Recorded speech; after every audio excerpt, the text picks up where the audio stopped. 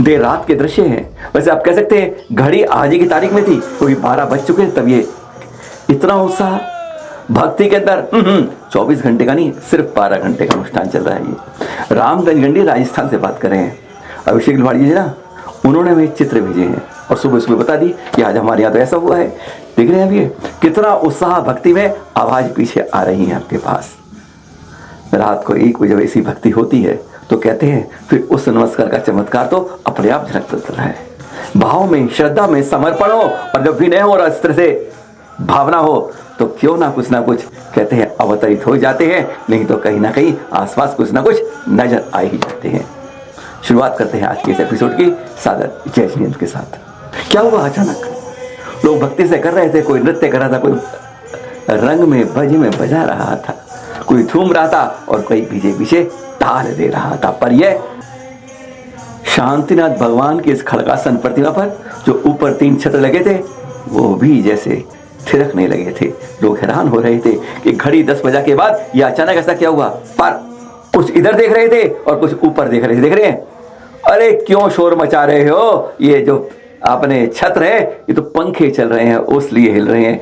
आज तक ऐसा नहीं हुआ। पर हाँ, तुरंत नहीं उठा और खट खट खट सब पंखों के बटन दबा दिए। देख रहे हैं, तभी ये वीडियो खींचा गया था कि देख लो पंखे बंद कर दिए गए हैं। पर छत्रों का हिलना बंद नहीं हुआ। जैसे उधर पैरों से ताल में थरक रहे थे, जैसे लग रहा था यह प्रतिमा के ऊपर भी विराजते हुए वह भी नृत्य कर रहे थे। गजब के हल्के हल्के रूप में, नहीं कोई तेज आवाज नहीं थी। जैसे इधर भक्तों की थी, उधर छत्रों की जैसे कोई भक्ति नजर आ रही थी।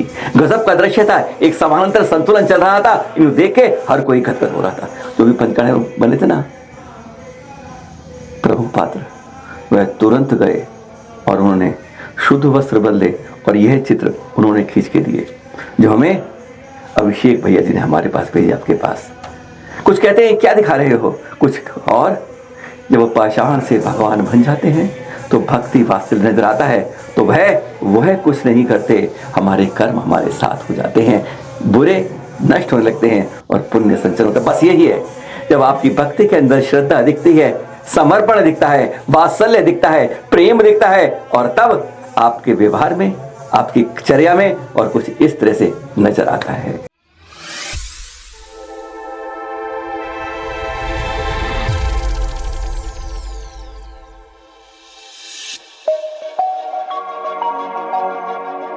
और हाँ, अब बात करते हैं इस चैत्र माह के बारे में, जो आप लोग का समर्पण होता है। भगवान को राम मानने वाले रामनवमी आ रही है, बजरंग बली को मानने वालों की हनुमान जयंती आ रही है, और महावीर स्वामी पर मानने वाले अरे चैत्र शुक्ल त्रयोदशी महावीर जन कल्याण का रहा है।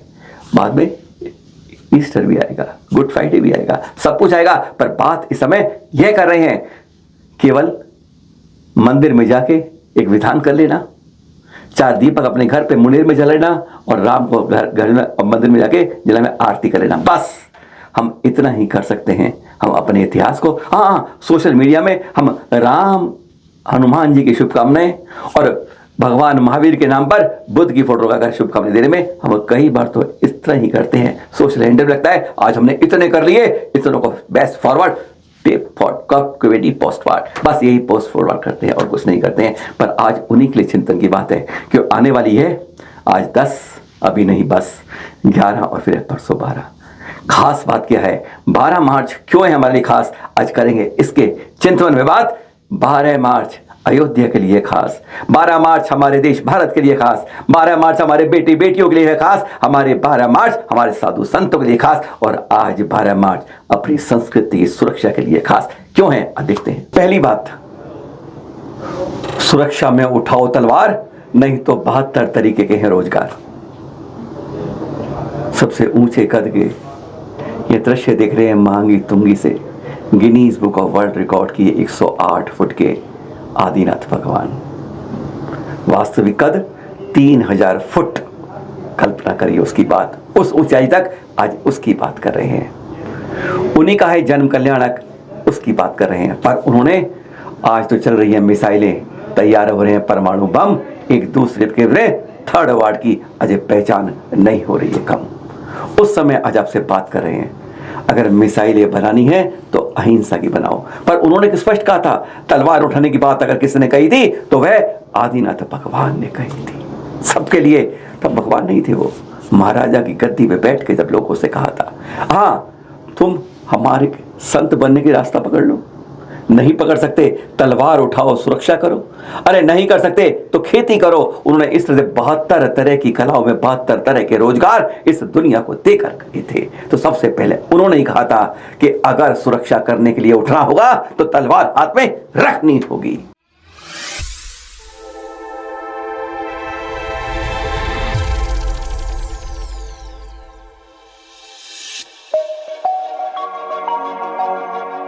हमारे देश को मिला भारत नाम, किसकी पहचान, किसके नाम, सोचा है कभी? 4 भरत हुए हैं। श्री राम जी के भाई भी भरत, जिन्होंने उनकी चरण पादुका रखे 12 वर्ष तक तप के रूप में राज करते थे अयोध्या पर। एक भरत शकुंतला दुष्यंत के पुत्र, जो अंगूठी पहनाई गई थी, याद होगा आपको कहानी के बारे में। एक भरत और, पर वास्तव में इस हमारे गौरवान्वित करने वाली भारत माता कहीं भारत का नाम किस पर पड़ा, तो वह थे प्रथम तीर्थंकर ऋषभ देव जी के ज्येष्ठ पुत्र चक्रवर्ती भरत, पहले ही चक्रवर्ती। और क्या संयोग देखिएगा, जिस दिन उनका जन्म हुआ तीर्थंकर परशुराम जी का, उसी दिन उनका जन्म हुआ चैत्र कृष्ण नवमी को। 12 तारीख इसलिए है खास, सरकार पढ़ाती रहेगी, कुछ संस्कृति किताबों में लिखा होगा, कुछ हकीकत में हम उससे नहीं उलझ जाएं। बात रखनी होगी सही साफ सपाट कि प्रथम चक्रवर्ती भरत के नाम हमारे देश का नाम भारत पड़ा। ये तो लिखने वाले तो आज ये लिख रहे हैं कि दुष्यंत शकुंतला के समय भरत पड़ा, तो उससे पहले भी जब इतिहास पढ़ते तो उससे पहले भी भरत कहते हैं। तो क्यों ऐसा आता है, यह समझने के लिए आज बात यह चित्र दिखाते हैं जो हम देख रहे हैं। अब ये दिल्ली के कनाट प्लेस से भरत स्थली पर यह प्रतिमा 31 फुट की उतंग यही बताती है कि हमारे देश भारत का नाम अगर पड़ा तो पहले चक्रवर्ती भरत के नाम, इसलिए है 12 मार्च कुछ खास।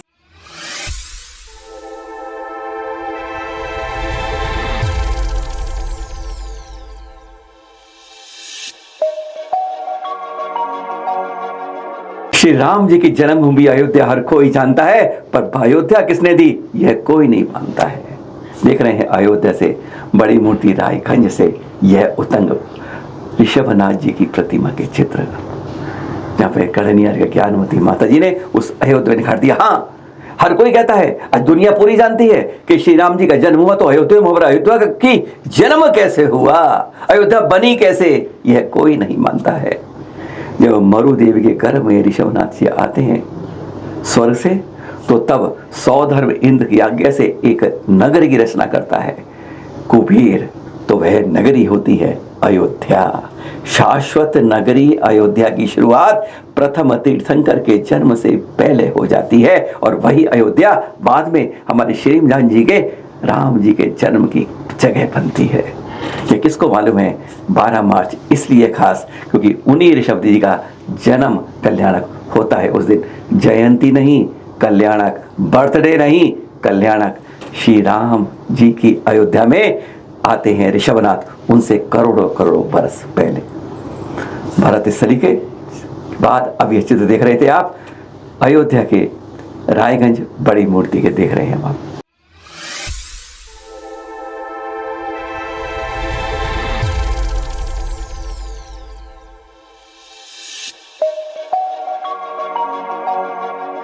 संतों की पहचान मिले कैसे, उन्हें सम्मान, तो शुरुआत हुई थी है जब बन गए थे महाराजा से संत हमारे ऋषभनाथ भगवान।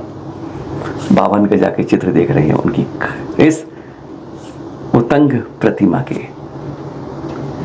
तब चतुर्थ काल से पहले तृतीय काल था, भोग भूमि थी, कुछ करना नहीं पड़ता था, जो मांगा वही वृक्षों से मिल जाता था। तो उसमें संत किया, कामगार किया, सब बराबर थे। तो पहले संतों की चर्या की शुरुआत ऋषभदेव महाराजा ने संत बनकर की थी। जब नीलांजन अगर नृत्य देखते देखते समझ गए थे ये तो सब निसार है। बस वहीं से संतों की शुरुआत हुई और वह तप त्याग की पराकाष्ठा। अरे 1000 वर्ष कठोर तप किया था उन्होंने। और आज के इस पंचम काल में कहते हैं कि मात्र 48 मिनट के अंदर ही अगर आपने ध्यान लगा लिया तो आपको केवल ज्ञान की प्राप्ति हो सकती है, और तब 1000 वर्ष करने के बाद केवल ज्ञान की प्राप्ति होती है। क्या गजब होता है। यही तो अंतर है भोग भूमि और इस तुखमा काल की कर्म भूमि में। मात्र 48 मिनट, बिल्कुल ऐसा तप जो 1000 वर्ष में कर पाए। इस तरह से संतों की पहचान हमारे ऋषभदेव तीर्थंकर कर पाए, और उसके बाद से संतों की क्रिया चली, चर्या चली, और उन्हें हमारे देश में नहीं पूरी दुनिया में सम्मान मिलता चला गया। और उसकी पहचान है 12 मार्च, हमारे प्रथम तीर्थंकर का जन्म कल्याणक।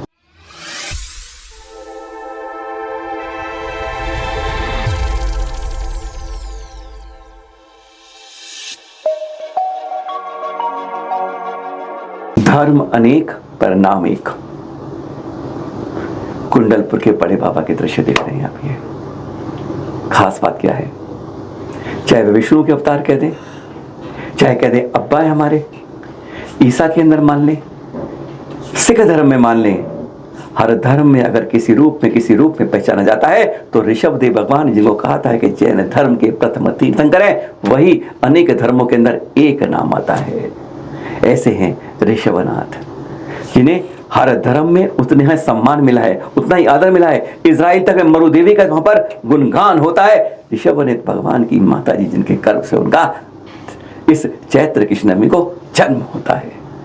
लड़ रहा है समय जहां पे मरुदेवी को पूजा करते हैं, अहिंसा की बात करते हैं, वहां हिंसा का तांडव अमेरिका के साथ रचते हैं। आज थर्ड वार्ड के मुहाने पर आज यही कहते हैं, जो उन्होंने संदेश दिए थे उनको चरितार्थ करने की बात नहीं, उन्हें अंदर धारण करने की आज पूरी दुनिया को आवश्यकता है।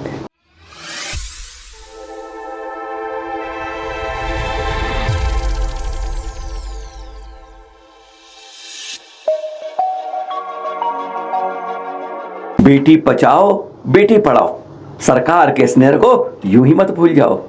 देख रहे हैं गोलाकट के अब आदिनाथ भगवान, ये गोलाकोट में नए नए अभी है ना हमारे मुनि सोदावी, उन्होंने इसको एक प्रकार से नया रूप दिया है। दर्शन कराने पर आज बात कर रहे हैं।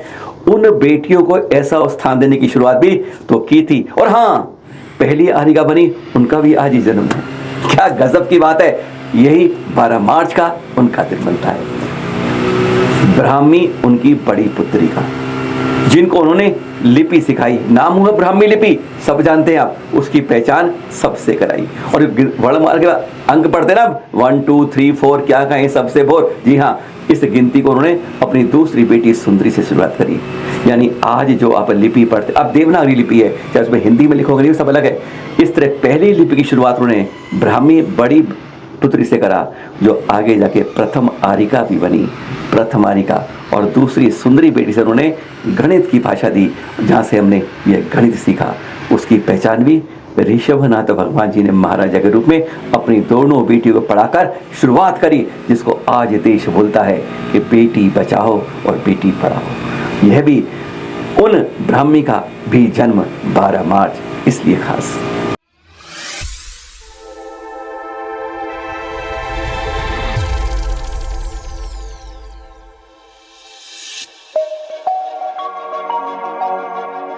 बिखरती छिनती अपनी संस्कृति को अब समेटना होगा, बचाना होगा। आज यही दीक्षा शिक्षा आपको लेनी होगी इस 12 मार्च पर। देख रहे हैं आप, ये गोपाचल पर्वत पर मुगल शासक ने जिस तरह से पावर इनको तोड़ा था, आज हमारी हालत जैन समाज की यही हो रही है कि 12 मार्च इस बार मनाने का नहीं, चिंतन मनन का भी दिन है। वह दिन इतनी बड़ी यहाँ पर प्रतिमा के ऊपर गंदा जल पड़ रहा है, प्रशासन को कोई मतलब नहीं हो रहा। आज जैनों के साथ यही हो रहा है। बुरा लग सकता है पर प्रशासन आज इस पर आंख मूंदे बैठा है। कोई कहता है कि जल ऊपर से गिर रहा है, गंदा जल, जहां पर अभिषेक शुद्ध जल से करते हैं, प्रासुग जल से करते हैं, वहां पर ऊपर से गंदा जल बरसता है। प्रतिमाएं पाषाण की, चोट पहले पड़ चुकी है, क्षितिज पहले कर चुकी हैं, लेकिन आज भी आज कीचड़ की तल तल सी वहां पर दिखती है काई, पर किसी के कान में जरा सी भी जू नहीं रेंग पाई। आज दिन है उस चिंतन का। 12 मार्च खास है, पर असली बात यह है कि अपनी संस्कृति को बचाना है तो 12 मार्च को याद रखना है। आप कहें चैत्र कृष्ण नवमी को।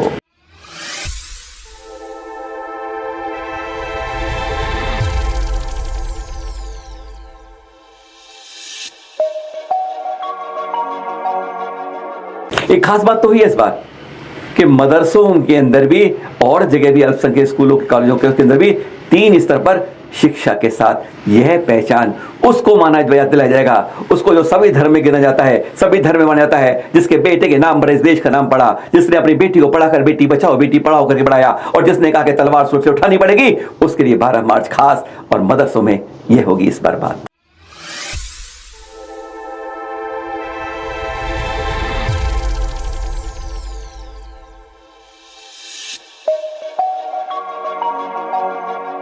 कल चैत्र कृष्ण की अष्टमी का दिन है। हमारी वो कहते ना, 90 तीगर पुष्पदंजी के काल को 100 सागर हो जाते हैं, तब अच्युत सागर से 6 माह की झड़ने लगती है माला। धीरे धीरे समझ जाते हैं कि 6 माह बाद मुझे यहाँ से धरा पर जाना है, भरत क्षेत्र में जाना है।